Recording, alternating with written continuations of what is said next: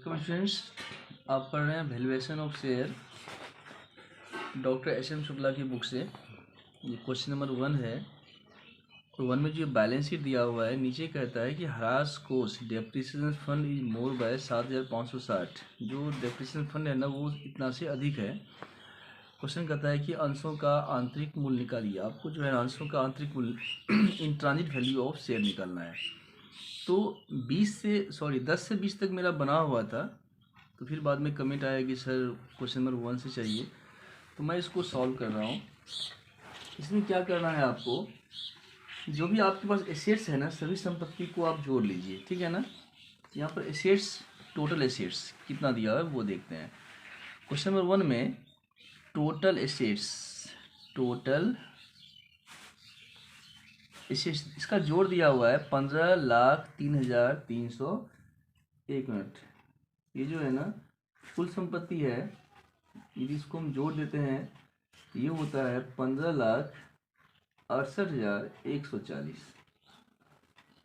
15,68,140। अब इसमें हम क्या करेंगे, लेस कर देंगे प्रीलिमिनरी एक्सपेंस। लेस जो भी खर्चा है ना, प्रीलिमिनरी एक्सपेंस, ये दिया हुआ है 3500 रुपया। प्रीलिमिनरी एक्सपेंस है 3500। लेस करने के बाद ये आता है 15,64,640। 15,64,640। अब इसमें आपको क्या करना है, जो भी एक्सटर्नल लायबिलिटी है उसको आप लेस कर दीजिए। जो भी बाहरी दायित्व है ना, उसको हम क्या करेंगे, लेस कर देंगे। लेस लायबिलिटीज, ध्यान रखना है जो बाहरी दायित्व है इसमें शेयर नहीं आता है। क्या सब आता है वो देखते हैं हम लोग। एम्प्लॉय सेविंग अकाउंट, जो कर्मचारी का बचत खाता है ना, एम्प्लॉइज सेविंग अकाउंट, ये दिया है 31,780। 31,780। आगे employ security deposit, employees security deposit 7,560। फिर आगे है ट्रेड पेबल, ट्रेड पेबल, ये दिया हुआ है 5,44,040। 5,44,040। फिर आगे है इनकम टैक्स 16,565। Income tax 16,565। फिर आगे है डेप्रिसिएशन, डेप्रिसिएशन 64,820। 64,820। इसमें कंडीशन क्या था कि जो डेप्रिसिएशन फंड है ना, वो मोर देन 7,560 है। लेस कर देंगे हम 7,560। ये अधिक था तो हमने इसको माइनस कर दिया 57,260। 57,260, ठीक है ना। यदि हम इसको जोड़ते हैं तो ये होता है, 1 मिनट जरा सा हम कैलकुलेशन कर लेते हैं। जोड़ने से होता है 6,57,205। अब हम क्या करेंगे, इस टोटल एसेट्स में इसको हम माइनस कर देंगे तो ये आता है 9,07,435। ठीक है ना। ये क्या निकल गया, ये आपका कुल शुद्ध संपत्ति निकल गया। आगे आपको निकालना है अंशों का आंतरिक मूल्य, इसको बोलते हैं इंट्रांजिट वैल्यू पर शेयर। इसका फॉर्मूला होता है total real assets divide by number of share. ये हो गया 9,07,435 बटे, यहाँ पे नंबर ऑफ शेयर दिया हुआ है 3080। आप इसको डिवाइड कर दीजिए, ये हो जाता है 294 रुपया 62 पैसा। ठीक है ना। एक बार इसको हम रिप्ले कर लेते हैं क्या सब किए हुए हैं। क्वेश्चन में जो है ना कुल संपत्ति दिया हुआ है, कुल संपत्ति को हम क्या किए, जोड़ लिए हम। ठीक है ना। अब जोड़ने से ये दिया है 15,64,140। ठीक है। अब आपको यदि थोड़ा कन्फ्यूजन हो तो एक मिनट हम थोड़ा सा और क्वेश्चन को एक बार स्क्रीन पे आपको दिखा देते हैं। ठीक है ना। यहाँ देखिए ध्यान से, ये देखिए हमने क्या किया है, फिक्स एसेट्स यहाँ से लिया है 4,83,980, मतलब, और बाकी एसेट्स ये आपका दिया है क्वेश्चन में। आप इसको ऐसे कर सकते हो कि ये जो एसेट्स का जोड़ दिया है ना 15,03,320, इसमें प्लस कर दो 64,820। तो ऐसा करने से ये हो जाएगा 15,68,140। कुल संपत्ति निकल गया। इसमें से लेस कर देंगे हम प्रिलिमिनरी एक्सपेंस, जो आएगा उसमें लेस कर देंगे लायबिलिटी, इम्प्लॉय सेविंग अकाउंट दिया हुआ है, इम्प्लॉय सिक्योरिटी डिपॉजिट दिया हुआ है, ट्रेड पेबल दिया हुआ है, इनकम टैक्स दिया हुआ है, डेप्रिसिएशन दिया हुआ है। इसमें से हमने जो मोर देन फंड था उसको हमने लेस कर दिया। कुल आ गया 6,57,205। तो टोटल एसेट्स में से लेस कर देंगे हम, जो आएगा वो कहलाएगा, इसको बोलते हैं net real assets, real assets बोलते हैं। अब आपको निकालना है इंट्रांजिट वैल्यू पर शेयर। ठीक है ना। इंट्रांजिट वैल्यू पर शेयर, इसका फॉर्मूला होता है total real assets divide by number of shares. जितना आपका आया हुआ है उसमें नंबर ऑफ शेयर से भागा लगा दो, ये निकल जाएगा इंट्रांजिट वैल्यू पर शेयर। आइए क्वेश्चन नंबर 2 देखते हैं। 2 में क्या कह रहा है। 2 कह रहा है कि पार्षद अंतर नियम में, पार्षद अंतर नियम में यह व्यवस्था है कि किसी अंशधारी की मृत्यु पर उसके शेष अंशधारियों द्वारा एक ऐसी कीमत पर खरीद की लिए जाएंगे जिसका निर्धारण गत चिट्ठे के आधार पर होगा। यह भी प्रावधान है कि ख्याति का मूल्यांकन पिछले 5 वर्षों के समान औसत वार्षिक लाभ की 3 वर्षों की खरीद पर की जाएगी। चिट्ठा इस प्रकार दिया हुआ है। तो ये बैलेंस शीट दिया हुआ है ना, और आपको इसमें क्या निकालना है, एवरेज प्रॉफिट, ये गुडविल भी निकालना है। गुडविल कैसे निकालना है, तो पिछले वर्षों के समान औसत वार्षिक लाभ के 3 वर्षों के क्रय पर आपको गुडविल निकालना है। ठीक है। आइए सबसे पहले हम क्या करते हैं, ख्याति निकालते हैं, क्योंकि ख्याति निकालना क्वेश्चन बोल दिया है गुडविल निकालने के लिए। तो क्वेश्चन नंबर 2, ये 5 वर्ष का प्रॉफिट दिया हुआ है, टोटल प्रॉफिट। हम एवरेज प्रॉफिट निकाल लेते हैं।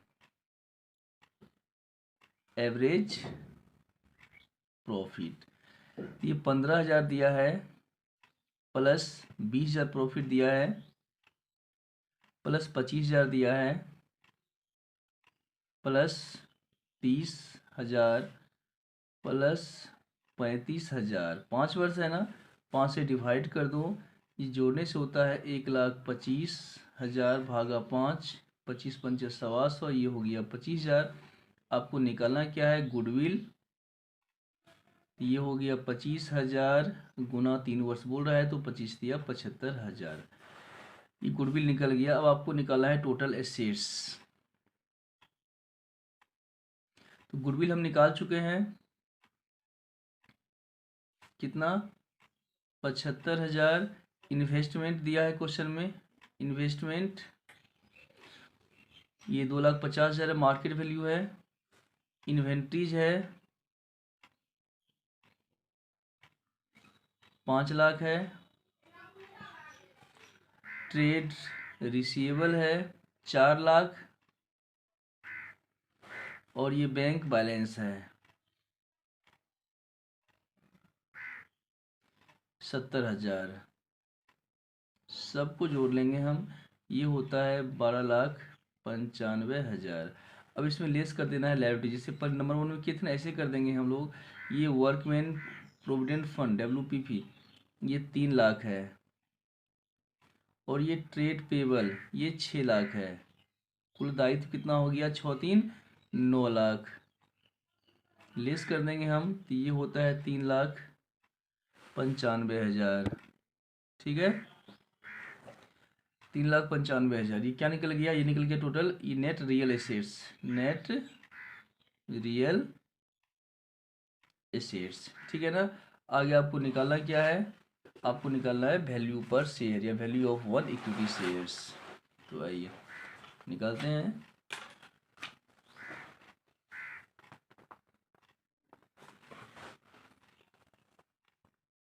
Value of 1 equity share. बस 3,95,000 आपका रियल एसेट्स है। नंबर ऑफ शेयर से डिवाइड कर दो, नंबर ऑफ शेयर दिया हुआ है कितना 20,000, ये गुनावा करने से 19 रुपया 75 पैसा आएगा। ठीक है ना। ये क्वेश्चन नंबर 2 था। क्वेश्चन नंबर 3 देखते हैं, 3 में क्या कहता है। कुछ खास नहीं था 2 नंबर। और 3 देखते हैं, 3 क्या कह रहा है। 3 कह रहा है यहाँ भी बैलेंस शीट दिया हुआ है, कहता है अंशों का मूल्य निकालिए। अंशों के मूल्यांकन के लिए ख्याति को गत 4 वर्षों की औसत वार्षिक लाभ के 3 गुने पर किया जाना। बस सेम प्रोसेस है। 4 वर्षों का जो है आपको औसत लाभ निकालना है, उसको 3 से गुना कर देना है, गुडविल निकल जाएगा और नीचे 4 वर्ष का प्रॉफिट दिया हुआ है। आइए तो सबसे पहले एवरेज प्रॉफिट, शॉर्ट में हम एपी बोलते हैं इसको। ठीक है ना। ये कितना कितना है, 22,500, 30, 37,500 और 60,000। ये है 22,500, 22,500 प्लस 30,000 प्लस 37,500 प्लस 60,000। ये 1 2 3 4 4 वर्ष का लाभ है, 4 से डिवाइड कर दो। ये होता है एपी बराबर जोड़ने से 1,50,000 भागा 4, 4 तिया 12, 4 से 18, 4 पंचे 20। ये हो गया 37,500। आगे आपको निकालना है क्या है, गुडविल। तो इसका 37,500 क्वेश्चन कहता है 3 वर्ष के क्रय पर 3 से गुना कर लो, ये हो जाता है 1,12,500। ख्याति निकल गया ना। अब सेम प्रोसेस से हम लोग क्या करेंगे, टोटल रियल, या इसको बोलते हैं net real assets. Real asset शुद्ध वास्तविक संपत्ति क्या सब है, गुडविल है, निकाल चुके हैं 1,12,500। इन्वेस्टमेंट दिया हुआ है क्वेश्चन में 2,15,000। आगे इन्वेंट्रीज दिया हुआ है 3,75,000। ट्रेड रिसीवेबल दिया हुआ है 2,10,000 और कैश एंड बैंक दिया हुआ है, कैश एंड बैंक दिया हुआ है 67,500। सबको जोड़ देंगे हम, ये होता है 9,80,000। इसमें क्या करेंगे हम, जैसे इससे पहले वाले क्वेश्चन में किए थे, 1 2 में किए थे ना, सेम प्रोसेस से क्या करेंगे, लेस कर देंगे लायबिलिटी। क्या करेंगे, लेस लायबिलिटी। लायबिलिटी में डिवेंचर दिया हुआ है 3 लाख का, और ये ट्रेड पेबल दिया हुआ है 2,25,000 का। ये हो गया 5,25,000, माइनस कर दो, ये होता है 4,55,000। ये निकल गया आपका नेट रियल एसेट्स। क्या निकल गया, नेट रियल। आपको निकालना है वैल्यू पर शेयर, वैल्यू ऑफ 1 मतलब एक शेयर का कीमत। ये जो नेट रियल एसेट्स है 4,55,000 है। नंबर ऑफ इक्विटी शेयर्स ये कितना है, 3,000 है। भागा लगा दो 151.67। ठीक है ना। ये क्वेश्चन नंबर 3 था। आइए क्वेश्चन नंबर 4 देखते हैं। 4 में क्या कह रहा है क्वेश्चन। तो 4 कह रहा है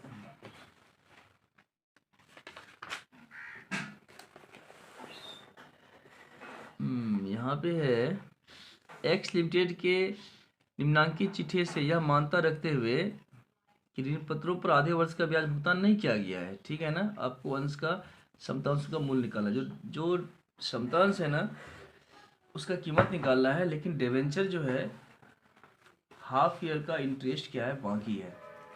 ठीक है। तो यहाँ पे लोग टोटल रियल एसेट्स निकाल लेते हैं। टोटल रियल एसेट्स ये 80,000 प्लस 1,10,000। ठीक है। अब ये हो गया आपका। अब जरा सा आपको दिखा देते हैं ये क्या सब है। यहाँ देखो, ये आपका जो है ना फिक्स एसेट्स ये कितना है, 80,000 है।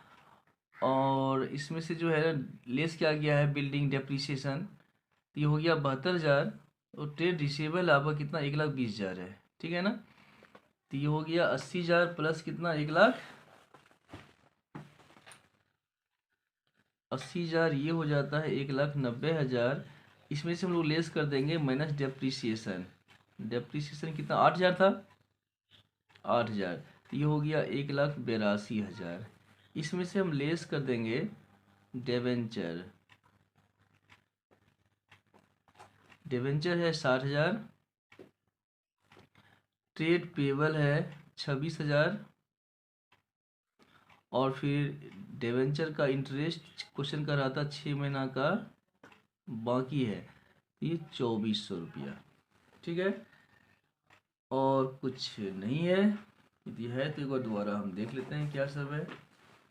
आइए 4 नंबर में तो दोबारा आप क्वेश्चन देख लीजिए क्या सब कह रहा था। हमने क्या किया, ये अस्थायी संपत्ति 80,000 लिया है, फिर बाद में मैंने लेस कर दिया, बाद में 80,000 यहाँ से लिया है, ट्रेड रिसीवेबल 1,10,000 यहाँ से लिया है, तो कुल हो गया 1,90,000। फिर 1,90 में हमने क्या किया है, डेप्रीसिएशन को बाद में लेस कर दिया 8,000, ठीक है। तो ये हो गया 1,82,000। और डिवेंचर जो है आपका 8% है, 60,000 का 8% 4800 होता है। 1 साल का ब्याज हो गया 4800, 6 महीने का 2,400। तो हमने क्या किया यहाँ पे 2,400 माइनस कर दिया, 2,400 माइनस कर दिया हमने। तो कुल माइनस करने से ये होता है 60 20 80 6 86 2 88,400। 88,400 माइनस करेंगे हम तो ये होता है 93,600, ठीक है। अब आपको निकालना है वैल्यू ऑफ